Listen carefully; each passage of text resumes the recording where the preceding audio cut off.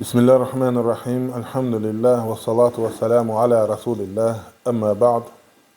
En birinci Allah'a çoklu şükürler olsun. Bütün nimetlerine göre. Hakikaten de en büyük nimet İslam nimetidir, iman nimetidir.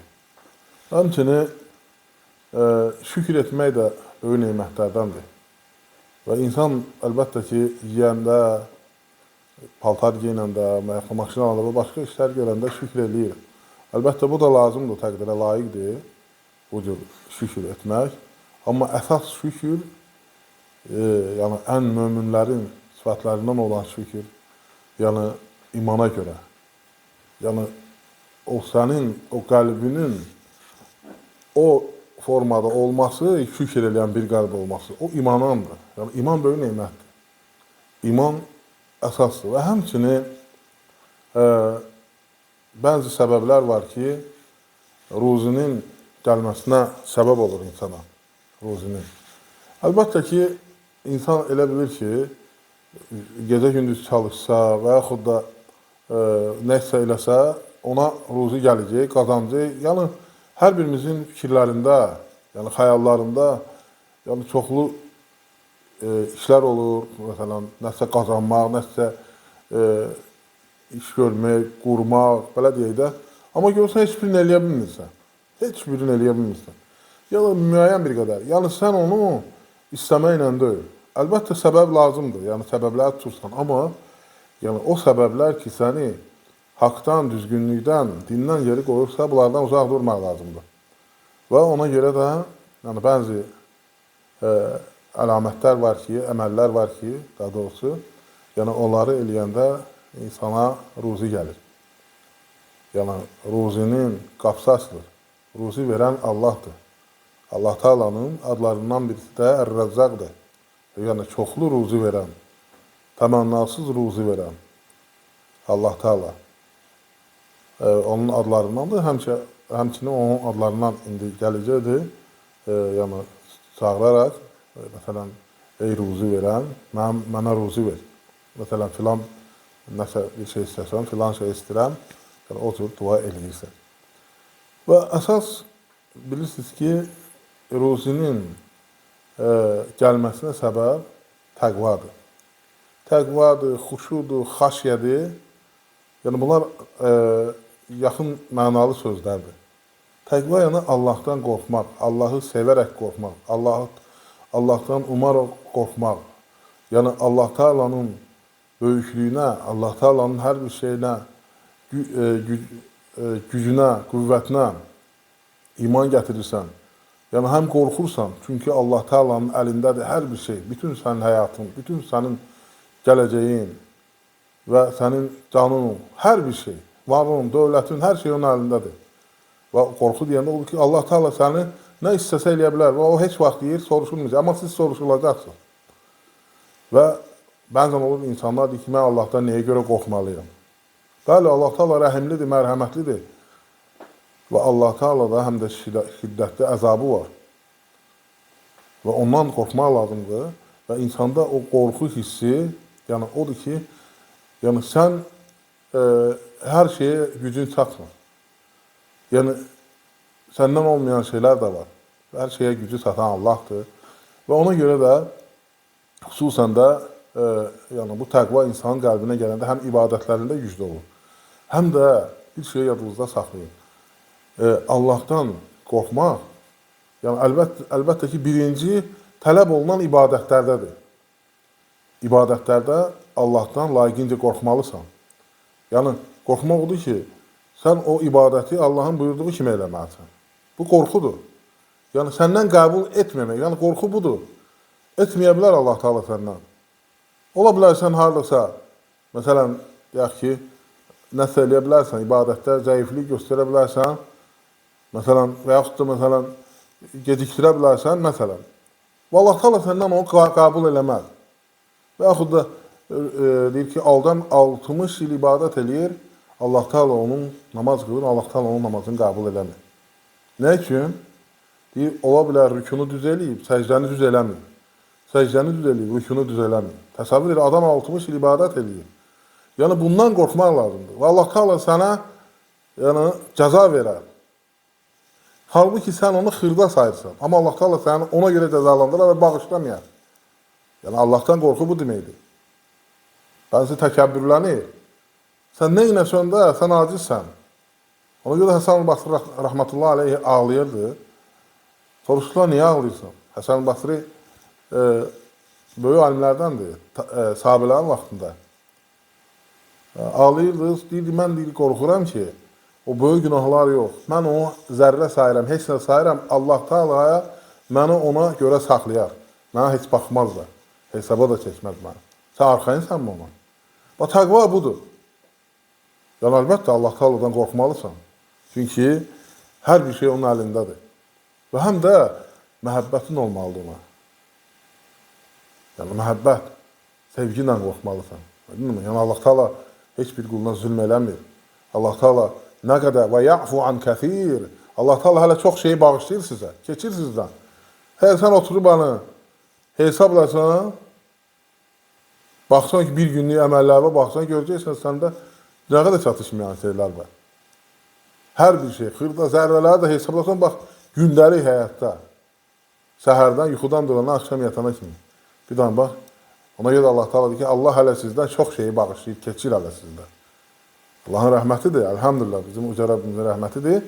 Və yəni, ruzi, وَمَنْ يَتَّقِ اللّٰهَ يَجَعَلْ لَهُ مَخْرَجًا. Kim Allah'tan qorxsa, Allah onun üçün bir çıxış yolu verər. وَيَرْزُقْهُ مِنْ حَيْثُ لَا يَحْتَسِبِ. Onu deyir, gözləmədiyi yerdən, ummadığı bir yerdən ruziləndirər. Heç kəs bilmirdi. Ruzi olanlar, bəziləri deyir, Qarun kimi, Qarun vardı.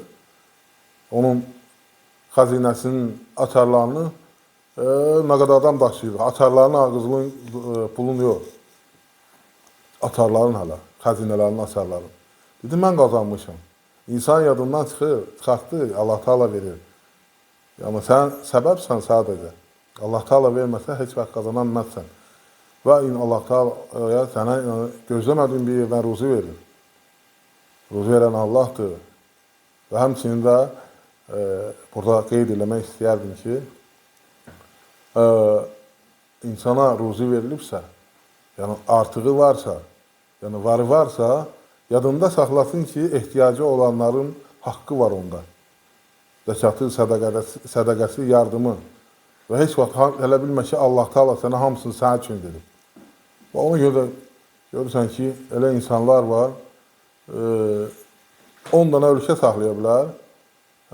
Amma yəni, müəyyən bir qədər insanlara ehtiyacı var ki, acından ölməsinlər. Və yəni, deyir, hələ insanların haqlarından danışırlar, insaniyyətdən danışırlar və dinimizə ləkə gətirən sözlər deyirlər. Halbuki o, istəsə dünyadakı bütün adamların hamısını illərlə saxlaya bilər acılıqda. Çünki Allah Teala verib, elə bilir ki, tək onundur. Və onun hamısına görə soruşulacaqdır. Əl-mühüm, həmçini yəni Allahdan qorxmaq, ruzinin çoxalmasına, ruzinin Allah tərəfindən gəlməsinə və gözləmədiyin bir yerdən, ummadığın bir yerdən gəlməsinə səbəb olur. Və qohumluq əlaqələrini birləşdirmək, yəni qohumluq əlaqələrini qoruyub saxlamaq, o böyük bir nemətdir. Yəni, bu çətin məsələdir. İndiki dövrdə, çünki bu hadisələr ki, bizim başımıza gəlir, yəni valideynlərə asi olmaq, qohumluq əlaqələrini kəsmək, qonşuluq əlaqələri, bunlar hamısı bizə dinimizdən gəlmişdir. O vaxtlar, düzdür, müəyyən şeyləri silmişlərsə, onlar qoymurdularsa da, amma onların qəlbinin içində iman vardır. Və onlar da getdikcə qəlbdən çıxdıqca, insanlar da artıq bu məsələlər əmələ gəlir. Yəni, qonşuluq haqqı itir, valideynlik haqqı itir, böyüklük haqqı itir, yəni, qohumluq əlaqəsi kəsilir. Yəni, bunlar, çünki sən bunlara görə cavab verəcəksən və həmçinin sənə bəla gələr, ruzi gedər. Və hətta Rasulullah sallallahu aleyhi ve sellem deyir ki, o, məsələn, bir ailə, bir insanlar ki, qohumluq əlaqələrini birləşdirirlər, yəni ki, birləşdirirlər nə mənadır? Yəni ki, qohumluq əlaqələrini qoruyub sağlayırlar. Allah Teala onlara nədir? Ruzisini verər. Val-dövlət verər, çoxlu. Hətta deyir, onların içərisində günahkarlar olsa belə, günah eləyənlər olsa belə, o xeyir işi görmək, nədir? Allah Subhanahu taala qarşısında nədir? Sevimli əməldir. Və onu tərk eləmək də bilirsiniz ki, böyük günahlardandır. Və həmçinin Resulullah sallallahu aleyhi və səlləm buyurur ki, Allah Subhanahu taala deyir ki, kim qohumluq əlaqəsini kəsərsə, mən də ondan kəsərəm ruzisin. Kim onu birləşdirərsə, qoruyub saxlayarsa, mən də onlara ruzi verərəm. Yəni, bu səbəblərdən birisidir. Və bəzi insanlar var ki, ancaq deyir, mən xeyir içində deyiləm, ziyanan varı da var, yenə də yəni, çətinliklərdir. Bunlar hamısı insana təsir edir. Bunları bilmək lazımdır həmçinin. Və həmçinin sədəqə vermək. Bayaq qeyd etdiyimiz kimi, sədəqə vermək, yəni yoxsullara, kasıblara, ehtiyacı olanlara daima kömək eləmək lazımdır. Yəni biz həmişə sələfləri deyəndə bəziləri bilir ki, sələflər yeni bir təriqətdir və yaxud da sələflər bir təriqətdir, yəni hansısa bir yoldur, hansısa bir cəmaatdır. Hələ bir şey yox. Sələfi keçmiş deməkdir. Yəni keçmişin yolunu gedənlər. Və nədir? O sələflər də birinci sahabələrdir. Peyğəmbər sallallahu aleyhi və səlləmin silahdaşları, yanında ətrafında olan tələbələri, yəni əshabıdır. Və deyir, Quranda sədəqə haqqında ayət nazil olanda biz gedib hamballıq eləyirdik ki, pul qazanaq və həm ailəmizə, həm də nədir? Sədəqə verir. Sədəqə vermək üçün gedib hamballıq eləyirdik. Yəni, onlardan nümunə götürürük. Sələflik budur. Yəni, əgərlər bəzi olur, ben siz deyir ki, mənə deyir, pulum yoxdur, mənə düşmür, sədəqə vermirəm. Amma Rasulullah sallallahu aleyhi ve sellem nə deyir? Deyir, kimin deyir, sədəqə verməyə pulu yoxdursa, imkanı yoxdursa, geçsin işləsin, 2 dirhəm qazansın, 1 dirhəm ailəsinə harcasın. O da sədəqədir, o da savabdır, bilirsiniz. Və 1 dirhəm də nədir, sədəqə versin. Yəni, heç kəs qaçmır. Əlbəttə, görürsən, həndə bu saat hamısı şirpələncə dönür da, çıxıb oturur bu kompüterin arxasında, başlayır yazmağa. Hələ, bu nədir, dövlət yardım eləmir. Varlar, yəni, hələ o komment yazanlar neçə minlərlə adamdır. Hələ 5 manatdan, 3 manatdan versə, hələ onu da işi düzəlir, əlhəmdülillah. Amma heç kəs pul verir, hamısı onunla bunda. İnsanlarda ümumiyyətlə belə bir şey var, öz haqlarını istəyirlər, başqasının haqqını verməyi istəmirlər. Bax, bu qaydadır, bunu yadda saxlayın. Problemlərdən birisi də, bax, budur. Və, nədir, sədəqə vermək malı azaltmır, daha da çoxaltır, bərəkətli eləyir və təmizləyir həm də. Ola bilər, xətalar eləyirsən, məsələn, qazananda nəsə və həmçinin tövbə etmək və bağışlanma istəmək, istiğfar, tövbə etmək və bağışlanma istəmək. Və tövbə etmək, Nuh Aleyhisselama Allah Subhanahu taala buyurdu ki, yəni Allaha tövbə eləyin və Allahdan bağışlanma istəyin. O sizə nədir? Yağış göndərir, sizə var-dövlət verir, sizə övlad verir. Deməli, səbəb nə idi? Bağışlanma istəmək. Bağışlanma istəyəndə, bax, bu neymətlər gəlir. Deməli, yağışın gəlməsi, deməli, övladların çoxalması və ruzinin gəlməsi nədir? Səbəbdir ki, deməli, bağışlanma istəyəsən, Allahdan tövbə eləyəsən. Və həmçinin Allaha təvəkkül eləyəsən, səbəbləri də götürəndə.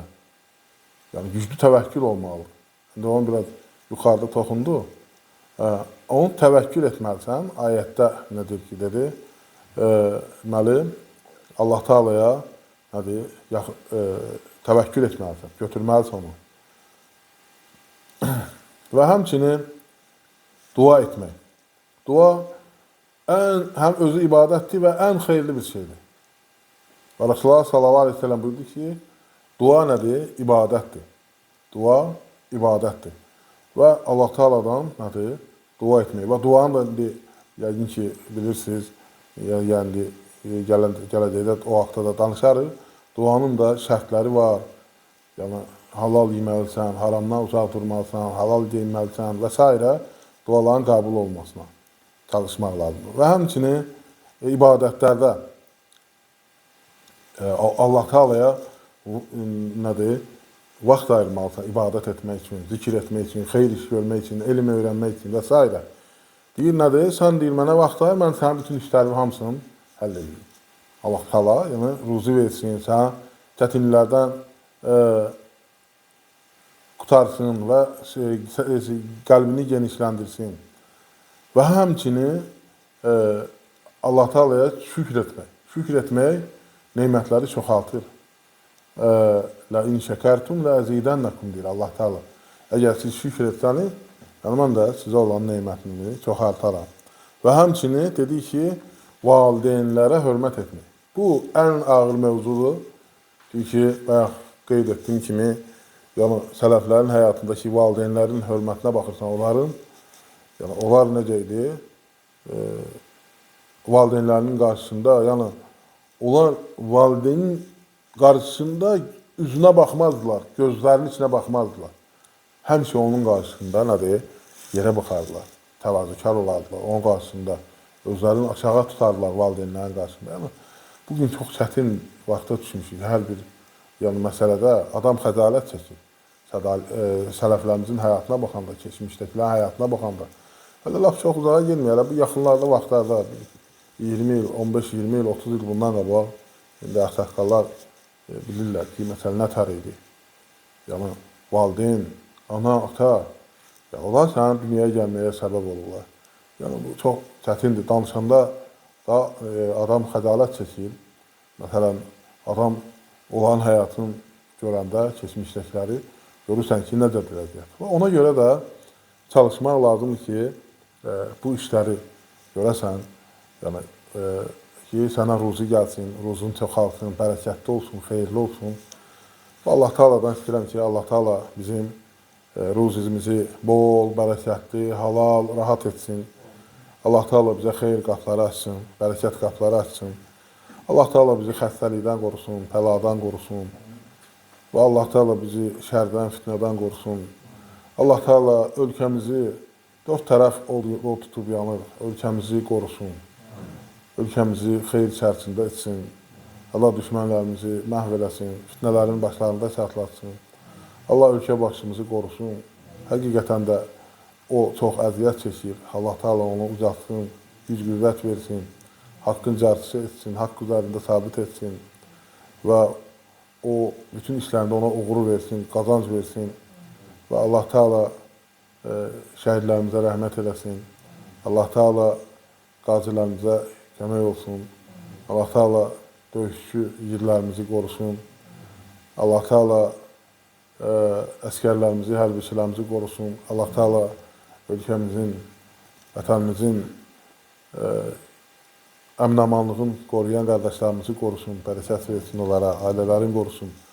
Və həmçinin Allah Taala qohum əqrəbəmizə, xalqımıza hidayət versin, doğru yola yönəltsin. Və Allah Taala bizi həmişə mehriban etsin, haqq üzərində etsin, doğru yolda etsin. Yəni, rahat etsin hər bir işimizi. Allah Taala bizə qar göndərəndə, yağış göndərəndə xeyirli göndərsin, bərəkətli etsin. Və Allah Taala bizə halal, rahat, bərəkətli ruzi versin. Allah Taala bizi bağışlasın, Allah razı olsun. Subhanəkə Allahumma və bihamdik. Nəşhədu an la ilahə illə əntə nəstəğfiruka və nətubu iləyik.